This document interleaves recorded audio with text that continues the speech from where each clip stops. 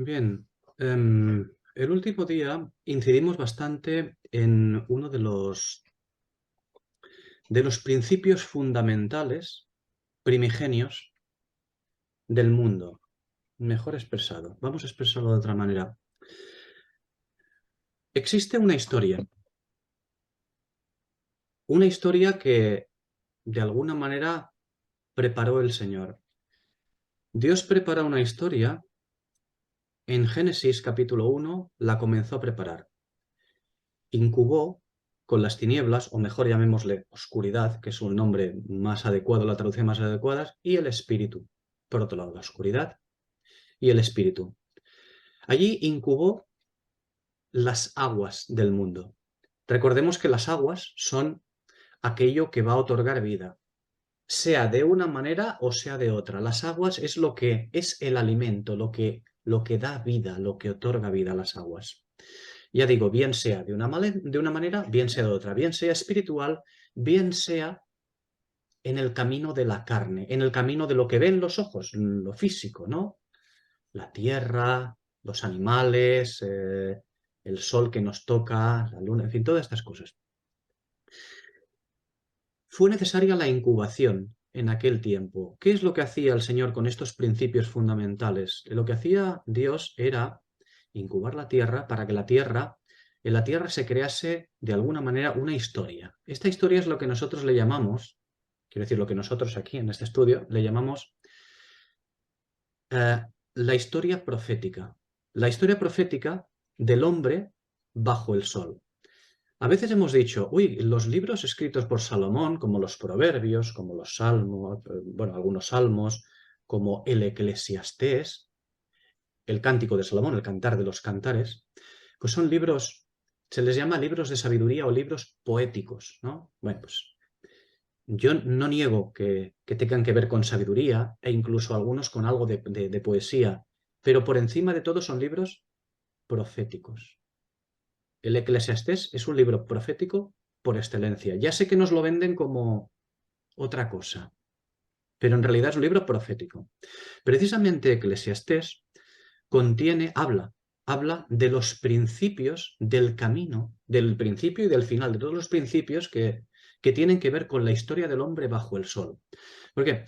Porque el Señor Dios articuló desde Génesis, desde la creación del hombre, antes de la creación del hombre, articuló una serie de principios para que cuando se iniciase la creación del hombre, Dios iniciase algo que yo llamamos las dispensaciones. Llamémosle dispensaciones, llamémosle economías, llamémosle eras o periodos, llamémoslo como queramos. O sea, es para darle un nombre a esto.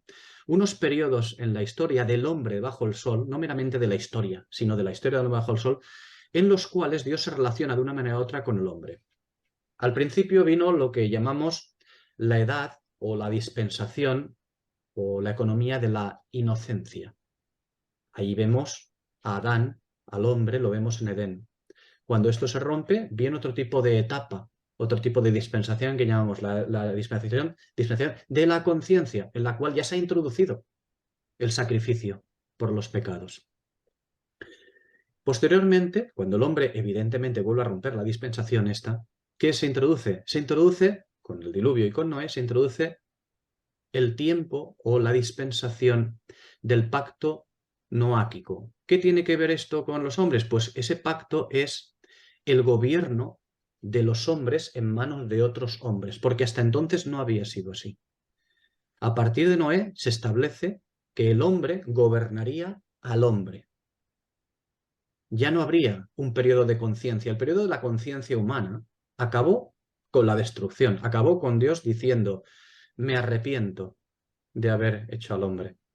Y lo que hace a partir de entonces es que el hombre ya no se regiría por su propia conciencia, sino que la ley estaría en manos de otros hombres. Eso se le da a Noé, se le dice a Noé. A partir de aquí vienen más dispensaciones, ¿no? La promesa en la cual pues Dios escoge a Abraham y a través de él serían benditas todas las familias de la tierra, lo escoge para crear un pueblo. Posteriormente vienen más cosas, ¿no? Viene la cautividad en Egipto y con la salida de Israel de Egipto, Dios escoge, con el pacto mosaico, escoge una nación para él. para que sea luz a las demás naciones, no solamente para ser luz en Israel, sino luz en justicia, en juicio a las demás naciones. Bien, evidentemente lo vuelven a romper y se establecen más dispensaciones. Inmediatamente lo que vamos a tener es el nuevo pacto. El nuevo pacto es algo basado evidentemente en el pacto abrámico.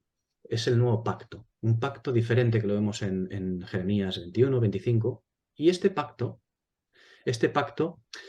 establece gracia en este pacto. Sí, no exactamente la gracia, pero establece gracia en el Espíritu. A veces en la Iglesia nosotros hemos dicho que el nuevo pacto es el pacto con la Iglesia. No es verdad. Con la Iglesia no se ha establecido ningún pacto, porque la Iglesia no tiene carácter terrenal. Y todos los pactos son terrenales, ligados a promesas terrenales. Con el pueblo de Israel, evidentemente, con la Iglesia no hay. ¿Qué tiene que ver la Iglesia con el nuevo pacto? O que recibe bendiciones del nuevo pacto.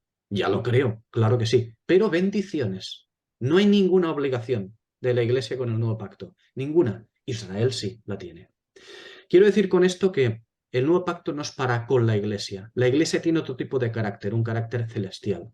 Por lo tanto, digamos, como ya establecimos, la Iglesia es como un paréntesis dentro del nuevo pacto, porque el nuevo pacto viene el Señor Jesús a cumplir el nuevo pacto e Israel no quiere recibirlo. ¿Qué es lo que ocurre? Automáticamente el nuevo pacto queda suspendido. ¿Hasta cuándo? Queda establecido, queda inaugurado, pero queda suspendido. ¿Hasta cuándo?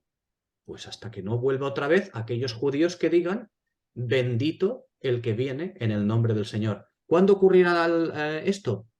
Es decir, ¿cuándo volverá a entrar Dios nuevamente en relaciones con su pueblo Israel? En la tribulación.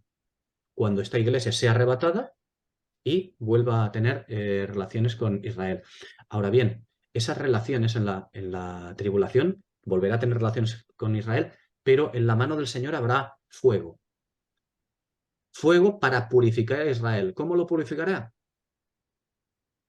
Ya sabemos cómo lo purificará, ¿no? Cómo se purifica al oro y a la plata, en crisol, con fuego. Acabará la tribulación y se establecerá ¿qué? La dispensación por excelencia, la fiesta de los tabernáculos. Es el reino. No será la última, pero la próxima que vamos a hablar es otra cosa. Ya hablaremos más adelante. El octavo día.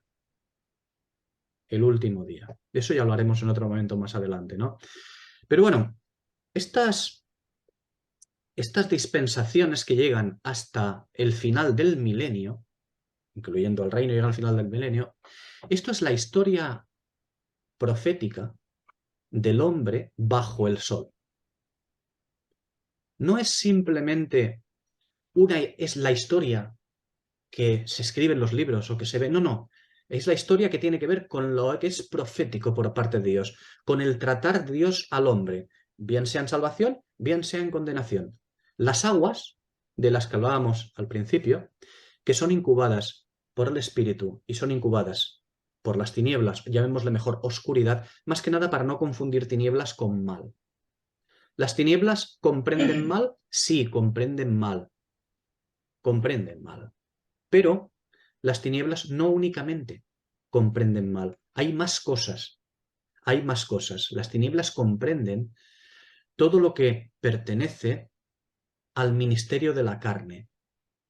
Y el ministerio de la carne no solamente es mal, es las cosas vistas con los ojos. Un vaso. Esto pertenece al ministerio material, al ministerio de la carne. Por lo tanto, esto pertenece al ministerio de las aguas también. ¿Qué ocurre? ¿Hay diferencia entre la luz y la oscuridad? Hombre, desde luego que hay diferencia. Muchísima diferencia. La misma diferencia que existe con el gran error, con la gran equivocación por parte de Adán, por parte del hombre en Edén. Que Adán escogió ver con los ojos de la carne, del ministerio de la carne. ¿Y qué pasó? Pues que perdió la vista espiritual que tenía hasta entonces. Porque hasta entonces él era incapaz de ver que estaba desnudo. Pero en cuanto tomó de la fruta que no debía tomar, fue capaz de ver que estaba desnudo. ¿Por qué? Porque aceptó el ministerio de la carne. Recibió el ministerio de la serpiente, el gran ministro del imperio de la carne, ¿no? A eso me quiero referir cuando hablamos del abismo. El abismo, ya vimos principalmente al principio, que el abismo contiene el Hades, el Tártaro, la Gehenna y el pozo del abismo. A la Gehenna se le es lo que comúnmente se traduce como infierno, el infierno. Vamos a ver muy rápidamente. El Hades y la Gehenna o infierno, eso pertenece al hombre natural. El Tártaro y el pozo del abismo pertenece a las potestades. Digo pertenece, quizá la mejor expresión no sería pertenece, sino tiene acción sobre. Tiene acción sobre. El Hades y la Gehenna tienen acción sobre el hombre natural.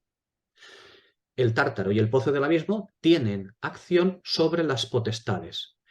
Sobre las potestades que son ministras de la carne.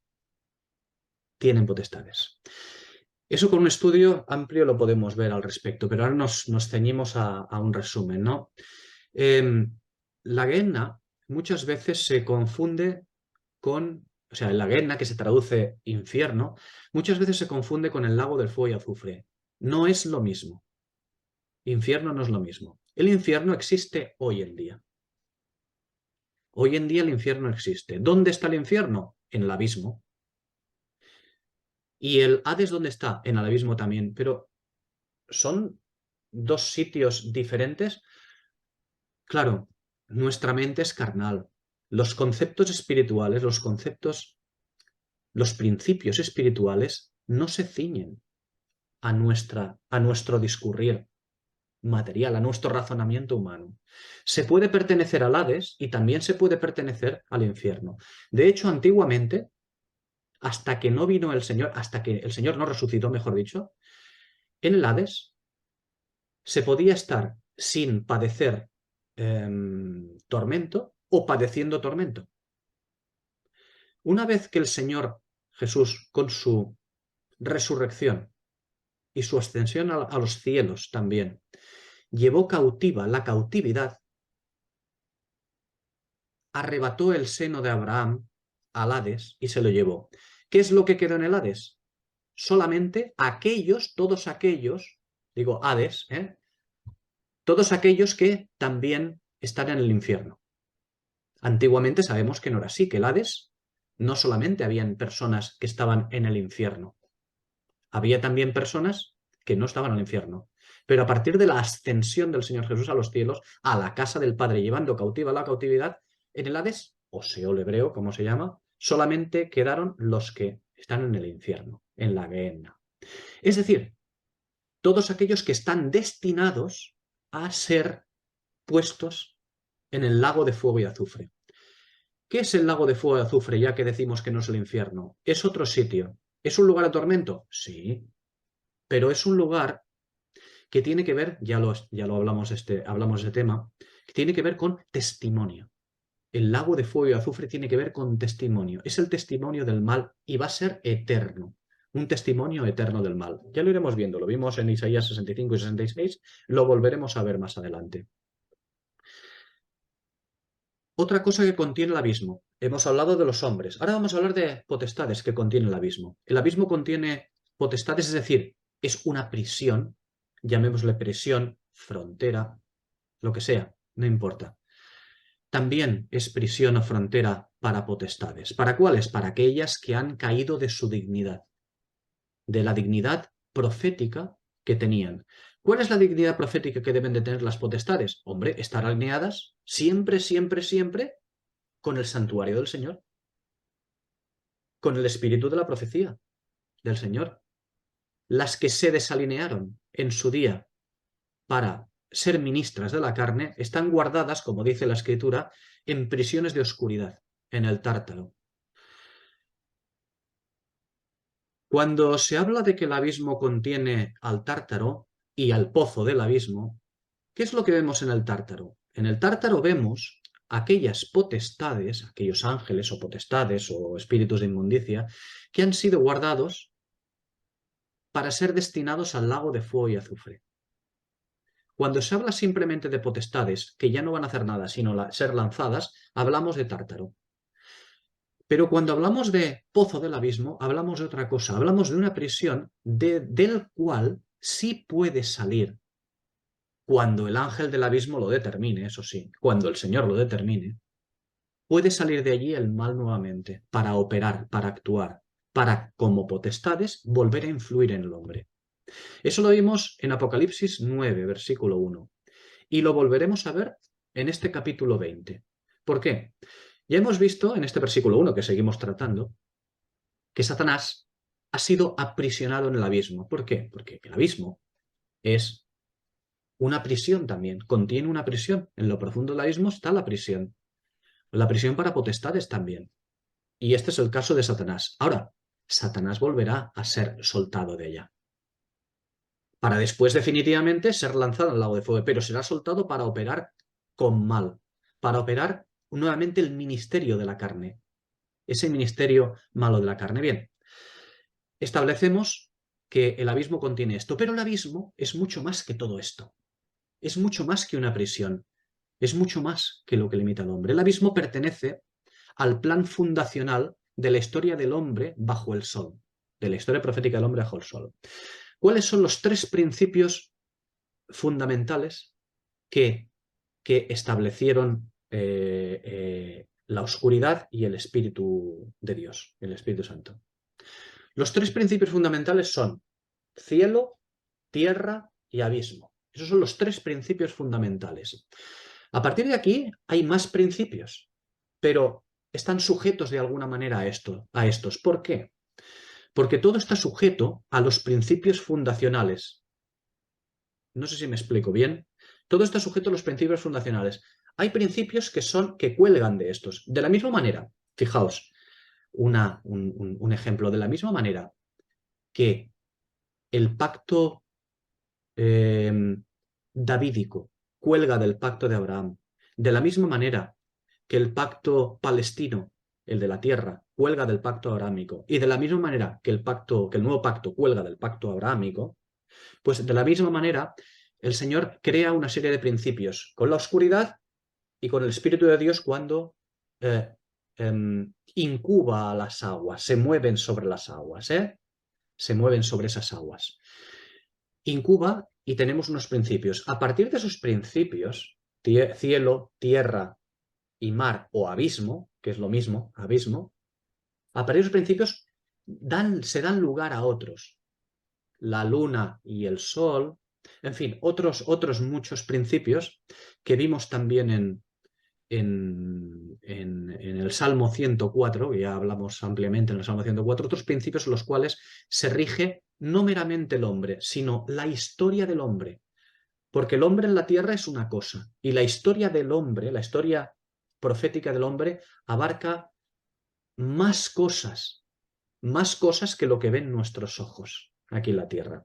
Se trata de estos principios. Bien, por eso quería dejar claro, hablando de este principio, y sobre todo porque de lo que estamos tratando ahora, importante, es del abismo. Ya iremos recordando y citando a lo largo de este capítulo y también en el próximo capítulo 21 hablaremos del abismo. ¿Por qué? Fijaos que Génesis, el principio del Génesis, al principio, al inicio de Génesis, es cuando se establecen los principios antiguos, los principios más antiguos, más primigenios. Y ahora, en Apocalipsis, los últimos capítulos de Apocalipsis, los capítulos finales ya de Apocalipsis, es donde vuelven a surgir estos principios, donde la Escritura nos vuelve a traer estos principios, nos los vuelve a enseñar. ¿Por qué? Porque son muy importantes. Porque estos principios han regido la historia del hombre bajo el sol durante mucho tiempo. Y ahora, cuando llegan a estos capítulos finales, es decir, cuando comienza a establecerse el milenio, comienzan a cambiar estos principios.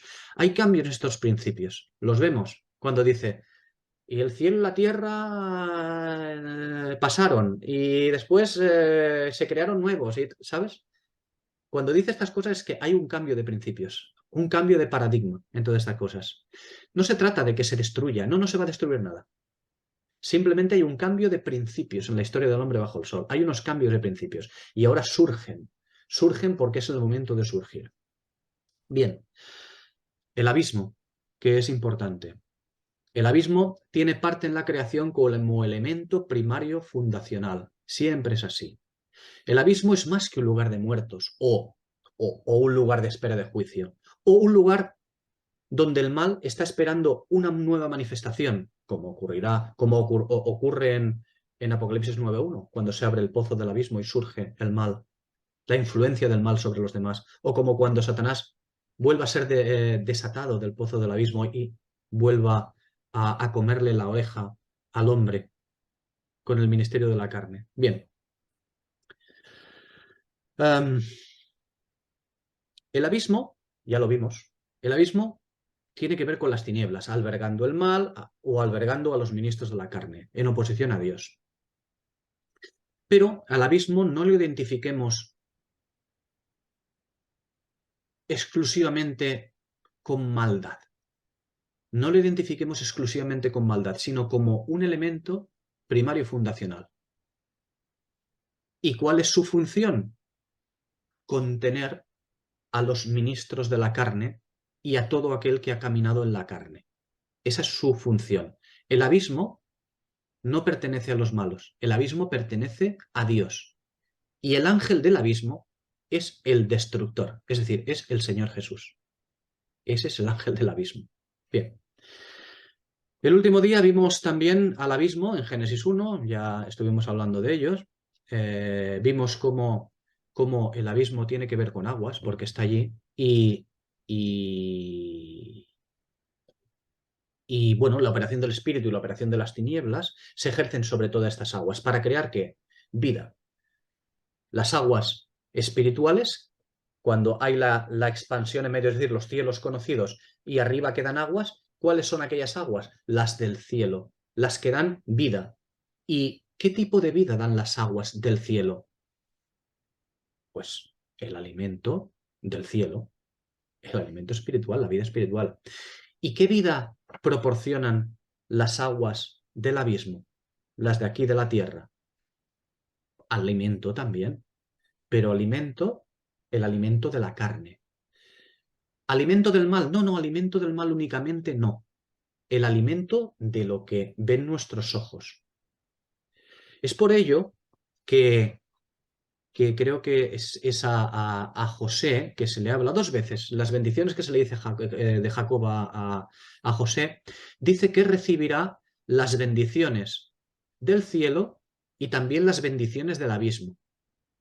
¿Por qué? Porque son dos tipos de bendiciones. El abismo también bendice. El ministerio material terrenal da sus bendiciones también. En fin. Y como digo, es muy curioso que al llegar a la parte final de Apocalipsis, y por tanto también de la Escritura, tengamos tantas llamadas a los principios elementales o fundacionales de la historia profética. Y esto es porque los principios que Dios estableció y ha ido estableciendo, modificando el camino y el fin del hombre, van a volver a sufrir modificaciones. Y cambios muy importantes. La historia profética del hombre bajo el sol se está consumando. Y los cambios en los principios fundacionales, es decir, los proféticos, alteran el mundo, alteran la creación.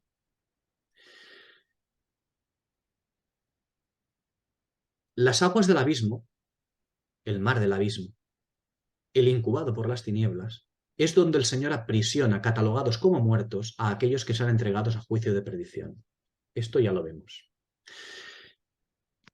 Podemos dejar de momento, ya iremos tocándolo para recordarlo, el abismo, porque es muy importante, pero una vez tratado el abismo, ahora vamos a continuar directamente por el versículo 2 del capítulo 20 de Apocalipsis.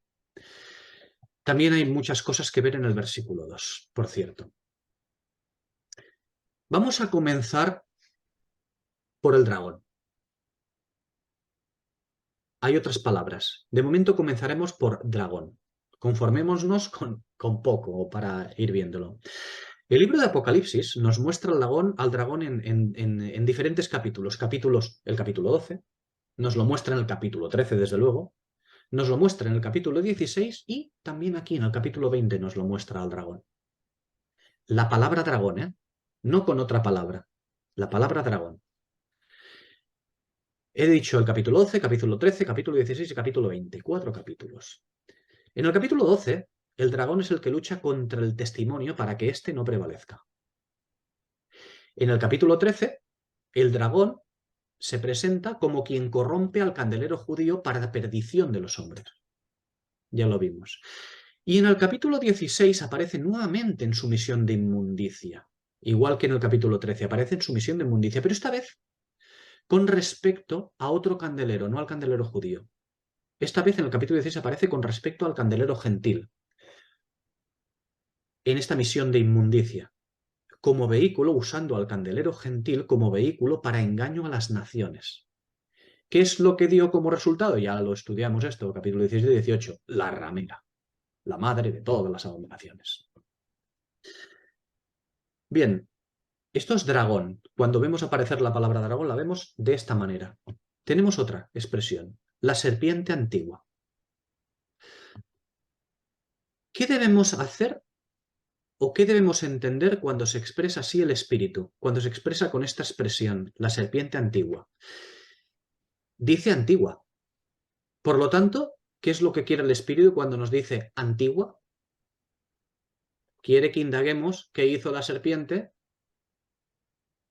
en la antigüedad, ¿no? La serpiente antigua. Quiere que indaguemos qué hizo la serpiente de Edén. Quiere que busquemos un pasaje de correspondencia muy antiguo.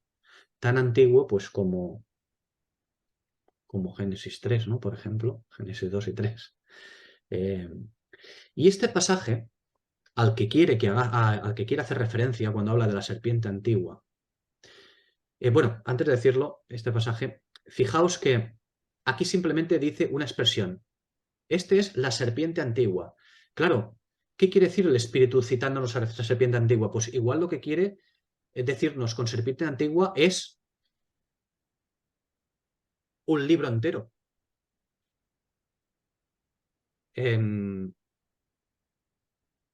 Aunque solamente ha citado 3 palabras. La serpiente antigua. Pero igual estas 3 palabras tienen un significado amplísimo, amplísimo, que implica muchas cosas. Y este es el caso.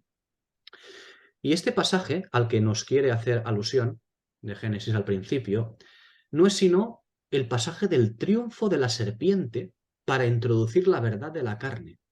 El imperio de la carne que opera y operará. ¿Hasta cuándo? Hasta que el caballo blanco se imponga, invalidando el poder rector de la carne y transformando a esta, la carne, en vasalla de la escritura. Esto ocurrirá.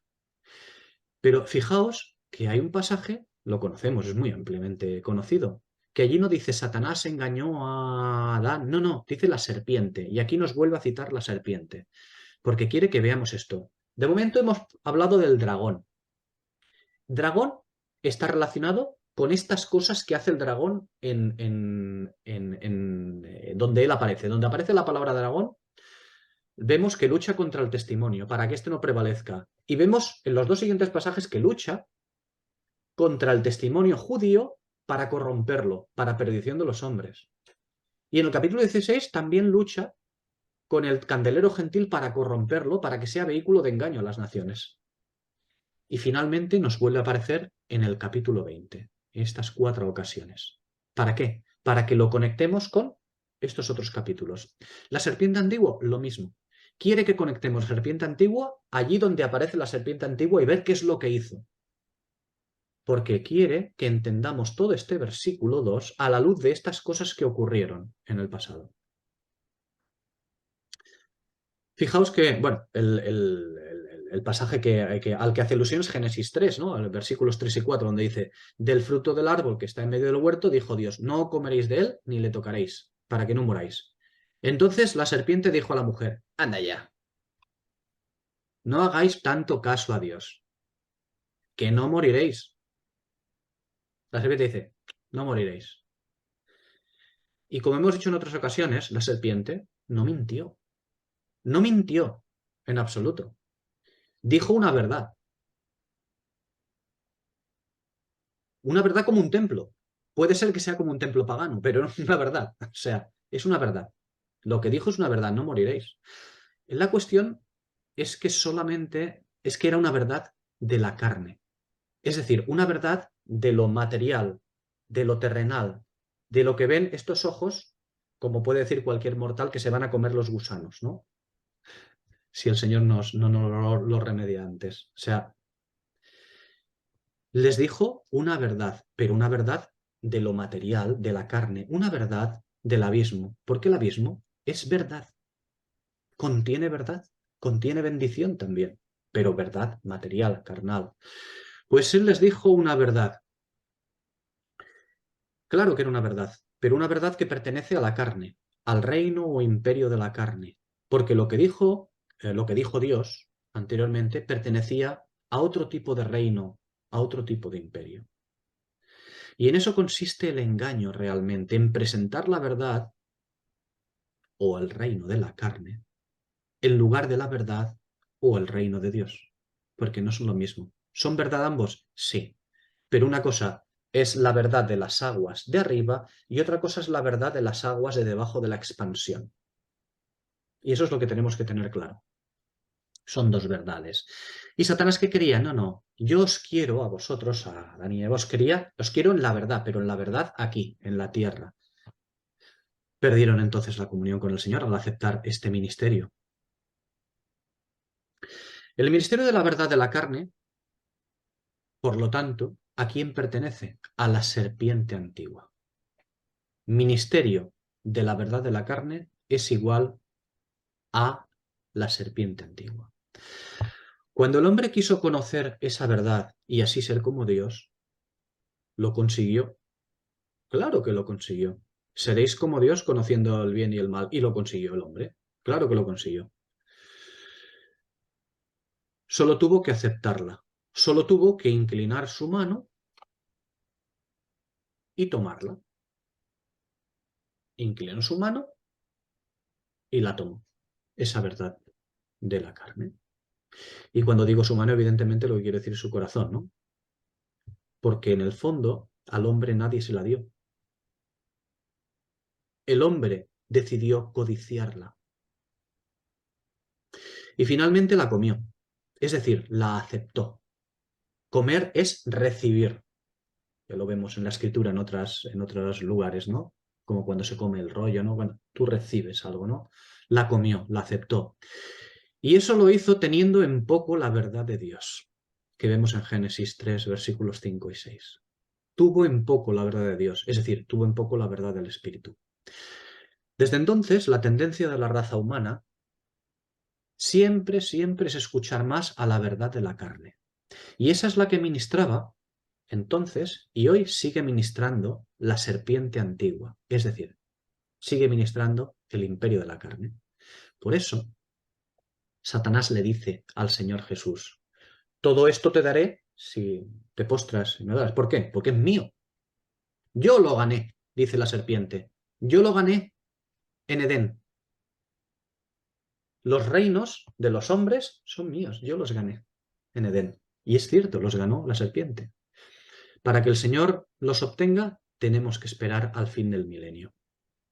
Perdón, disculpad, no, tenemos que esperar al fin de la tribulación, ¿no? Para que el Señor los vuelva a tener. Bien, la caída del hombre, ¿eh? La caída que sobreviene al aceptar esa verdad de la carne por encima de la del espíritu, pones la verdad de la carne por encima del espíritu, esa es la caída. Y eso hizo que el hombre comenzase a caminar según el gobierno, bueno, llamémosle gobierno, dirección o camino, digo, hizo que el hombre comenzase a caminar según el gobierno de la carne, según la dirección de la carne, según el camino de la carne, el ministerio de la carne. La caída en Edén no se trata tanto de que el hombre desobedeció a Dios y Dios le echó por desobediente. No. Se trata de que el hombre escogió el camino terrenal. Escogió el camino de la verdad incubada por las tinieblas. ¿Por qué? Porque es la verdad, es una verdad terrenal. La verdad incubada por las tinieblas. Escogió ese camino. Y que esta verdad incubada por las tinieblas, ¿por quién está representada? Por el abismo. Está representada por el abismo. Y al hacerlo, el hombre dejó de lado la verdad del espíritu, dejó de lado la verdad de aquellas aguas del cielo de Génesis 1:6, las que están encima de la expansión. ¿Para qué? Abandonó aquellas aguas de encima de la expansión para amar más la verdad de las aguas del abismo, las terrenales. Y claro, la muerte se introdujo en el mundo, porque la carne conlleva o comporta muerte. Ya lo advirtió el Señor en Génesis capítulo 2, en los versículos 16 y 17, donde les dijo, si tomáis esa decisión, moriréis. Es decir, introduciréis la muerte en el mundo. ¿Y quién es el que tiene el imperio de la carne? El mismo que el que tiene el imperio de la muerte, Satanás. El Señor ya ha arrebatado a Satanás una parte. La parte de condenar al hombre se la ha arrebatado. El Señor murió en la cruz. Es una parte, pero tiene que acabar, tiene que implantarse aquí en la tierra, tiene que llevarlo todo a término. Ya comenzó allí. Bien, ya dijimos que en el tiempo del mundo, en este tiempo del mundo, en la historia del mundo, Satanás progresivamente, a lo largo de los siglos, de los milenios, ha ido consolidando, construyendo su imperio de la carne. Y ha ido impulsando su propia enseñanza. Es decir, ¿su propia enseñanza cuál es? No otra diferente, es la misma escritura.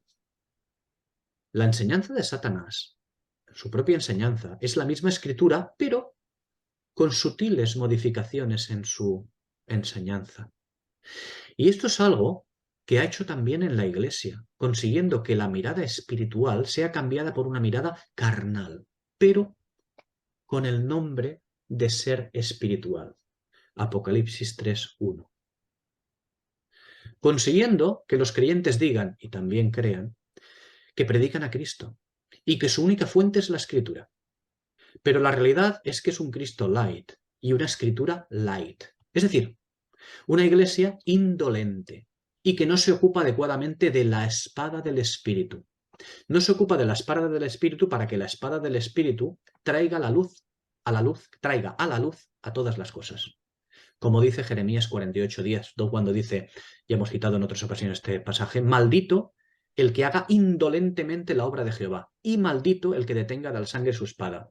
Y esto es exactamente lo que ocurre también en la Escritura. Creíamos que los creyentes, que los cristianos íbamos a ser diferentes de aquellos judíos pecadores. No, nosotros hacemos igual que los judíos. Hacemos indolentemente la obra de Jehová y detenemos de la sangre la espada del Espíritu. Bien, y la bestia y el falso profeta son figuras que, aunque tengan sus representantes en el jinete imperial y en el anticristo, tienen sus representantes en ellos, pero estas figuras de la bestia y el falso profeta nos hablan del imperio de la carne y de la falsa profecía. La bestia nos habla del imperio de la carne, la bestia imperial. Y el anticristo, el falso profeta, nos habla de la falsa profecía. En realidad, estos dos son los antagonistas del reino del Señor y del espíritu de la profecía. El reino del Señor es el caballo blanco. Son antagonistas de estos. Un imperio de la carne, con su doctrina de la carne, que se ha consolidado a lo largo de los siglos y que se hizo un lugar en la Iglesia, pues que leudó todo tipo de pan, toda agua, la inmundizó, la convirtió en sangre. ¿Pan del cielo? Sí, pero leudado. No ha escogido un pan de la tierra, ha cogido un pan del cielo, porque eso es lo peor. Lo peor no es que haya una visión carnal. Lo peor es que esta visión carnal que hemos ido adquiriendo el hombre a lo largo de los siglos, la hayamos intentado aplicar y llamarle visión espiritual. Eso es lo peor. Coger un pan, el pan del cielo que el Señor trae a la tierra en la Escritura, y leudarlo. Eso es lo peor de todo. Por eso, Apocalipsis trata muy ampliamente de la inmundicia, sobre la inmundicia, porque es lo peor. En fin, el reino de la carne que Satanás lleva tiempo desarrollando junto con su propio espíritu de profecía, o llamémosle enseñanza moldeada, Este reino es lo que trae para suplantar al reino que Dios traerá. Eso es lo que trata Satanás, intentar suplantarlo desde ya, desde hace mucho tiempo, para suplantar al reino que Dios traerá y que estará constituido por la Escritura cuando Dios lo traiga. Esto con respecto a la serpiente antigua. Vamos a tratar otra expresión, la palabra diablo. Examinemos esta palabra. La palabra diablo en la Escritura está traducida como calumniador o también falso acusador, aunque no es muy correcto. No digo que no se pueda traducir así, digo que no es exactamente así. Correcto. La idea de acusador, de traducir la palabra diablo como acusador, viene dada por la naturaleza de Satanás, una naturaleza de querubín, ciertamente. ¿Y un querubín qué es? El protector de la santidad y la justicia divina, y por tanto señalador del pecado. Esa es la naturaleza querubínica. Pero la naturaleza querubínica de Satanás es una naturaleza que ha perdido su lugar, aquel lugar que tenía de pasearse entre los carbones encendidos. Ezequiel capítulo 28, versículo 14. Esa naturaleza sigue siendo una naturaleza querubínica, pero habiendo perdido su lugar de pasearse entre los carbones encendidos. ¿Y qué ha ocurrido? Como dice el versículo 18 de también Ezequiel 28, que esa naturaleza ha sido reducida a ceniza. Aunque ese señalamiento, ese ministerio de señalamiento del pecado lo sigue ejerciendo, y actualmente lo sigue ejerciendo, es señalador del pecado, aunque eso es así, no es ya desde la posición de los seres vivientes en la gloria del trono en medio de los carbones encendidos. Ya no es así, sino que lo ejerce, pero según la caída que tuvo de su dignidad, cayó de su dignidad. Lo ejerce, pero en cenizas. Cuando hablamos de la acción, la posición de los seres vivientes en medio de los carbones encendidos, hablamos de Ezequiel capítulo 1, Ezequiel capítulo 13 y capítulo 14. Hablamos también de Apocalipsis capítulo 4, Isaías capítulo 6. Bien, Satanás, el diablo. Satanás sigue siendo un querubín.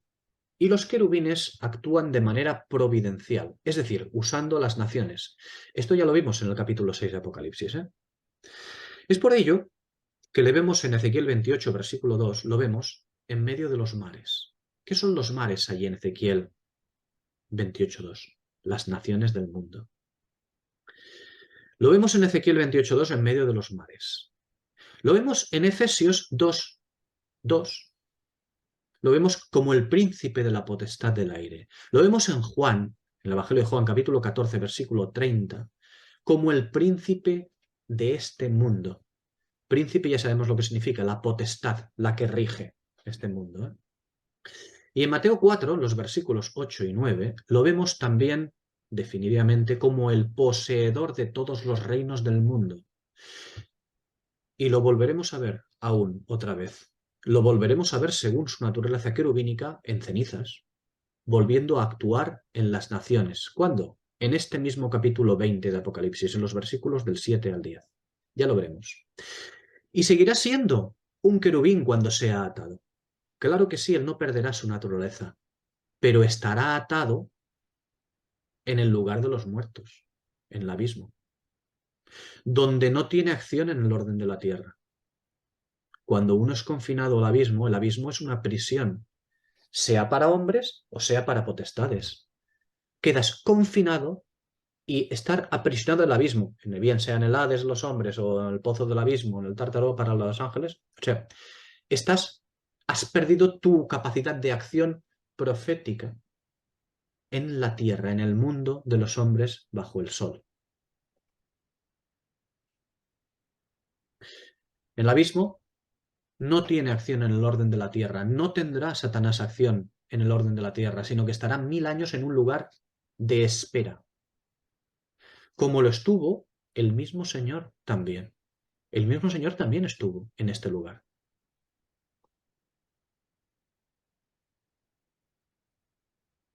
¿Cuándo? Cuando interrumpió su acción en este mundo. hasta retomarla al tercer día. Durante ese tiempo, el Señor estuvo en este sitio. ¿Por qué estuvo? Porque era el lugar que correspondía estar, conforme a los principios fundacionales. Pero es que además el Señor tenía otro ministerio que cumplir también allí. Y no olvidemos una cosa. El Señor Jesús, Cristo, es el ángel del abismo. El abismo tiene por rey, o perdón, aquellos seres que salían del abismo, tienen por rey al ángel del abismo, el cual es el Señor, el destructor. En el caso de Satanás, no va a salir al tercer día, desde luego. En el caso de Satanás serán 1000 años. Pero no serán 1000 años porque sí. Serán 1000 años porque ese es el tiempo que tiene el hombre para escuchar por última vez la palabra de Dios. Es el tiempo que se ha destinado a la última dispensación. A la dispensación en la cual habrá una predicación del Evangelio, vamos a llamarle de la luz de Dios y de la justicia de Dios, habrá esta predicación, habrá esta enseñanza, sin oposición. ¿Por qué? Porque el caballo blanco, es decir, el imperio de justicia, va a impedir que haya oposición a la palabra de Dios. Será pura y perfecta lo que se diga. No habrán interpretaciones diferentes. Bien. Un tiempo en el cual el hombre no tendrá un diablo, es decir, no tendrá en griego un diabolos, no tendrá al que induce a pecar, porque esa es la expresión, el que induce a pecar, el diablo. El diablo es el que induce a pecar. Es decir, el hombre tendrá un tiempo en que la escritura no va a ser modificada ni malentendida. Es por ello que Satanás queda aprisionado 1000 años, porque es el tiempo en el cual la escritura no va a poder ser inmundizada. Nadie va a poder decir, esta es la interpretación de la escritura. No, nadie va a poder decirlo porque la interpretación de la escritura va a ser clara y cristalina en ese tiempo. Por lo tanto, Satanás no tendrá ministerio. Queda aprisionado, atado. Bien, Diabolos, que no es demonio, es otra cosa, demonio es otra cosa. Diabolos, que se ha traducido como calumniador, como acusador o como falso acusador, se ha traducido así porque en Lucas 16, versículo 1, donde dice fue acusado, allí se usa el verbo dieblece, diaballo, que proviene de día y bayo. Día, la expresión día en griego sería algo así como a través, a través. Y bayo significa lanzar o arrojar. Diaballo, de donde proviene la palabra diablo, significa arrojar a través de. Bien. Pero en Mateo 4, de los versículos 1 a 11, ahí vemos otra cosa. Porque Mateo 4, versículos 1 a 11, ese pasaje es el pasaje fundamental para entender la naturaleza de la palabra diablo. Pues nos lo presenta como aquel que trata de usar la escritura mostrando gran conocimiento del texto y sin haber dicho una sola mentira. Porque en Mateo 4, versículos 1 a 11, allí se demuestra que el diablo tiene un gran conocimiento del texto bíblico y allí también se demuestra que en ese texto no ha dicho ni una sola mentira. Eso sí, aplica el texto, la escritura, de manera inmunda y torticera, intentando engañarnos apoyándose ¿en qué? En nuestra falta de conocimiento o discernimiento, da igual, ¿no? Para que creyendo cumplir la escritura, que cumplimos la escritura, lo que quiere es que hagamos lo contrario. Es decir, que la pretensión de diablo, no del diablo simplemente, de diablo, de la palabra diablo, lo que significa esto, la pretensión de diablo es que el hombre mire la escritura y cumpla la escritura según los ojos de la carne. Porque ese es su triunfo. Porque ese fue su triunfo en Edén. Que el hombre comenzase a juzgar y contemplar las cosas según la carne, según la verdad de la carne. Pero ese es el engaño supremo. Ese es el engaño supremo. Ese es el diablo. la serpiente antigua, el de la verdad de la carne. Porque el diablo, como hemos visto en Mateo, el pasaje que lo trata adecuadamente, el diablo no usa la mentira. El diablo usa la verdad, pero la de la carne. Incluso usa la verdad de la escritura, pero descontextualizándola. ¿Qué ocurrió ante el Señor Jesús? Que se encontró, alguien diría, oh, es que el Señor Jesús era demasiado grande para el diablo. No meramente es lo que debemos de ver allí, esto.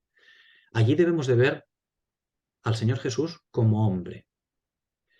Allí el diablo, cuando lo intentó la tentación, no se encontró con el Señor de todas las cosas. Se encontró con alguien que conocía perfectamente la Escritura. Por lo tanto, en esa, no sé cómo llamarle, ese duelo que tuvieron entre Satanás y el Señor Jesús, lo tuvieron con respecto a la Escritura. ¿Y qué ocurrió? Que el Señor Jesús le demostró a Satanás que él conocía perfectamente la Escritura. Y esto es algo que nosotros no es lo mismo, ¿no? Desgraciadamente. Pero digo que eso es lo que hace Satanás. No usa la mentira, sino la verdad, la de la carne, utilizando la Escritura, descontextualizándola. Es más, alimenta nuestra carne, contribuyendo así a nuestra autoidiotización.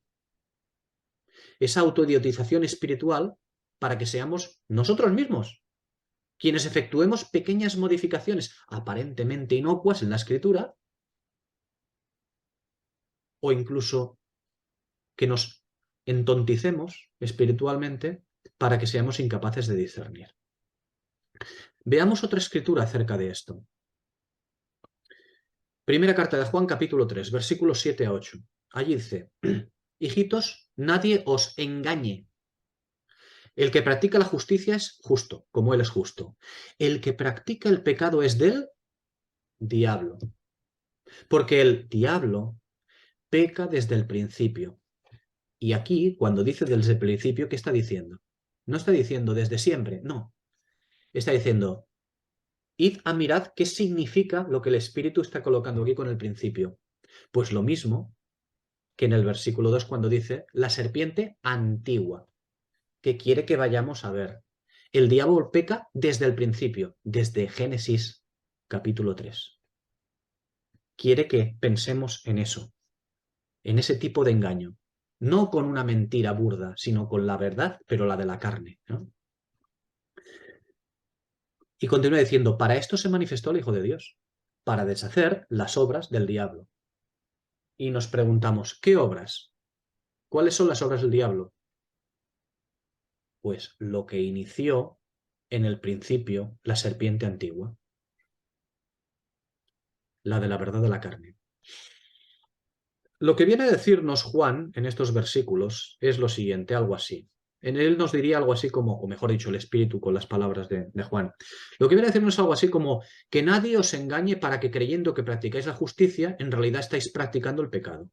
Que nadie os engañe para que creyendo que seguís la Escritura según el Espíritu, en realidad la seguís según la carne. Porque esto es lo que el Espíritu, perdón, esto es lo que el diablo trata desde el principio en Edén. Que el hombre vea las cosas de Dios según la carne. Con respecto a cómo se traduce la palabra diablo, ¿no? La palabra diabolos. A veces se traduce de otra manera. Pero fijaos, cuando se traduce diabolos como acusador, que es un error, porque la palabra acusador propiamente dicho sería una palabra en griego que se llama catégoros. Esa es la palabra acusador, no diablos. No sería una buena traducción. Pero la diferencia entre catégoros, acusador propiamente dicho, que eso sí sale en Apocalipsis 12, versículo 10, catégoros, la diferencia entre catégoros y diabolos estriba en que la primera, catégoros, es absolutamente legítima en su uso ante Dios, por parte de Satanás. Satanás, cuando es llamado en Apocalipsis 12:10 catégoros, es una aplicación absolutamente legítima. ¿Por qué? Porque es querubín, es señalador del pecado, y eso es correcto. Mientras que a Satanás se le llama en Apocalipsis 12:10 el acusador, catégoros, y se le llama con legitimidad, aquí en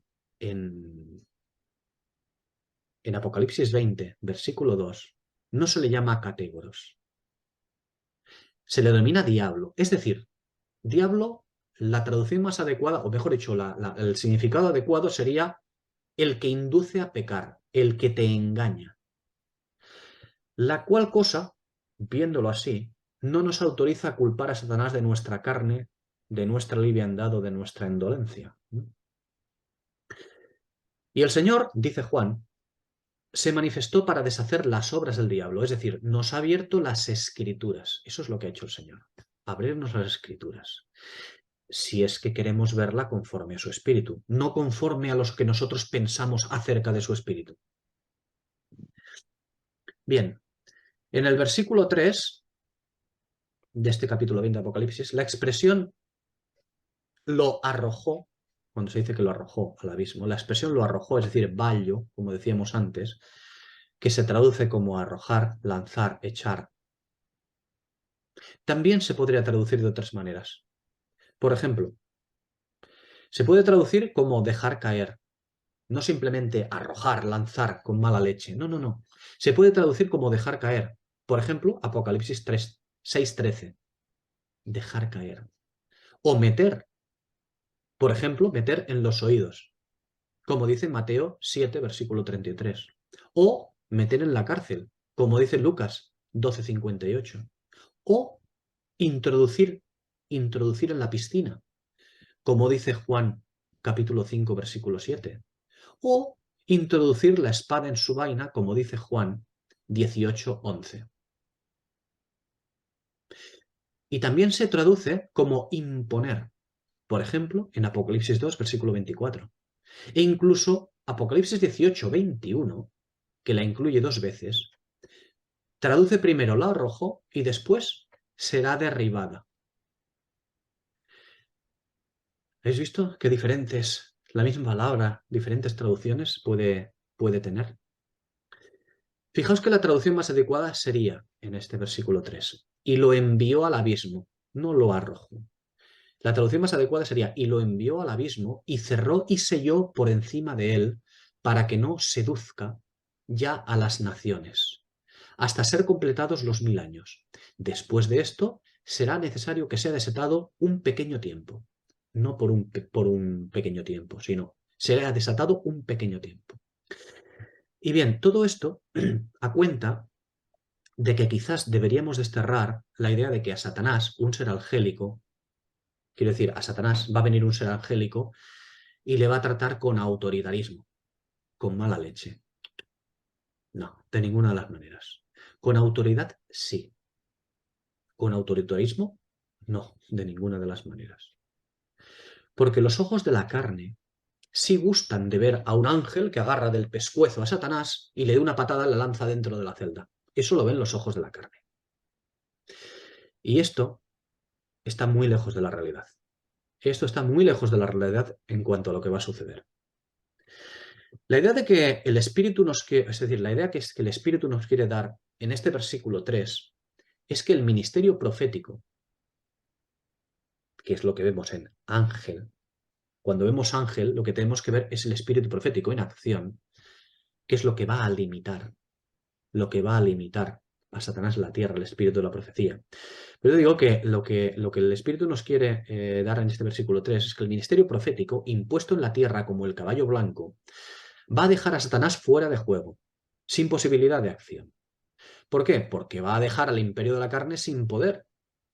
Y ese ministerio profético, que simboliza al ángel, es decir, la escritura totalmente abierta, va a prevalecer sin que nada la vuelva a inmundizar.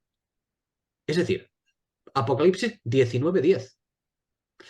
El testimonio de Jesús va a coincidir infaliblemente con el espíritu de la profecía, de manera que Satanás no va a poder influir ya en ello.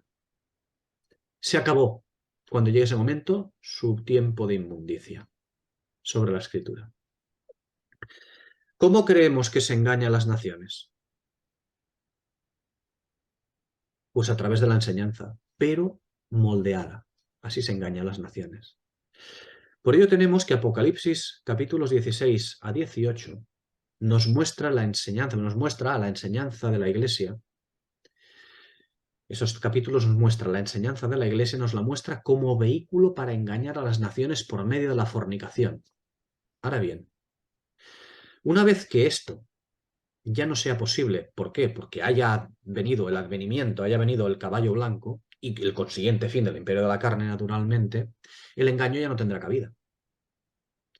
No tendrá cabida el ministerio del dragón, de Satanás, del diablo, de la serpiente antigua. Su lugar de acusador querubínico lo ocupará la ley de la escritura a la vista de todo el mundo. De la misma manera que ésta ocupará el lugar de la carne como medio de gobierno y juicio en la tierra. Esto es lo que significa que Satanás va a ser atado. Va a quedar sin acción, por lo tanto confinado al abismo, que es quien aprisiona a los que no tienen acción en la tierra, en la historia del hombre bajo el sol.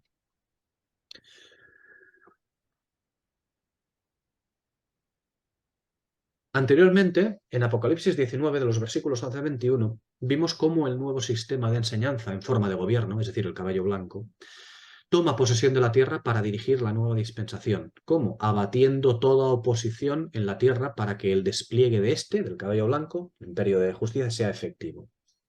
Ahora, los tres primeros versículos que tenemos entre nosotros del capítulo 20, versículos 1, 2 y 3, son tres versículos que están aquí como encabezamiento y condicionante del capítulo 20. Y estos tres, nos muestran que el ministerio profético, es decir, el del espíritu de la profecía, es decir, el de la escritura totalmente abierta, es decir, el de las potestades, el de todas las potestades, alineadas o sometidas al nuevo poder imperial en la tierra. Es decir, decía, el ministerio profético, que es el que desciende del cielo para imponerse en la tierra, es el mismo ministerio profético que va a mantener fuera de la acción a Satanás. El mismo imperio, con las escrituras irrechazables que se aposenta en la tierra, es el que va a mantener aprisionadas las manos y la lengua de Satanás para que no pueda volver a traer el imperio de la carne como medio de gobierno entre los hombres. Es este ministerio profético, simbolizado por el ángel, el que liga y pone en el abismo al ministerio de Satanás. ¿Y cómo puede ser esto si el ministerio profético estará impartido por hombres? Bueno, pues porque los hombres que lo impartirán, aquellos que van a impartir el ministerio profético en el milenio, no van a ser mortales. No serán ya mortales, ni podrán pecar. ¿Por qué? Pues porque estos habrán sido, no solo redimidos de alma habrán sido, sino también habrán obtenido la redención del cuerpo. Segunda carta a los Corintios, capítulo 5, versículo 2 al 4, Romanos 8, versículo 23 y también 17. Y esta operación, que estos redimidos no solamente serán de alma, sino también redención del cuerpo, la vemos en la primera carta a los Corintios, capítulo 15, versículo 49, donde dice, y así como hemos llevado la imagen del terrenal, llevaremos también la imagen del celestial. Pero esto digo, hermanos, que la carne y la sangre no pueden heredar el reino de Dios, ni la corrupción hereda la incorrupción. He aquí os digo un misterio. No todos dormiremos, pero todos seremos transformados. En un instante, en un abrir y cerrar de ojos, a la final trompeta, porque se tocará la trompeta, y los muertos serán resucitados incorruptibles, y nosotros seremos transformados. Porque es menester, es imprescindible, es absolutamente necesario que esto corruptible sea vestido de incorrupción, y esto mortal sea vestido de inmortalidad. Y cuando esto corruptible sea vestido de incorrupción y esto mortal sea vestido de inmortalidad, entonces se cumplirá la palabra que está escrita. Sorbida es la muerte con victoria. Esperamos la redención del cuerpo. Por lo tanto, aquellos que van a llevar ese ministerio no serán mortales, ni podrán pecar. Habrán recibido la redención del cuerpo, porque la esposa, que es quien va a llevar este ministerio, ya lo iremos viendo, ya no será corruptible para poder ser engañada. Por eso, su mismo ministerio de enseñanza y juicio, que es incorruptible porque ella no va a poder ser corruptible, su mismo ministerio de enseñanza y juicio va a impedir a Satanás actuar. Va a anularlo por 1000 años. Un ministerio escritural que implica un confinamiento bajo llave del ministerio carnal.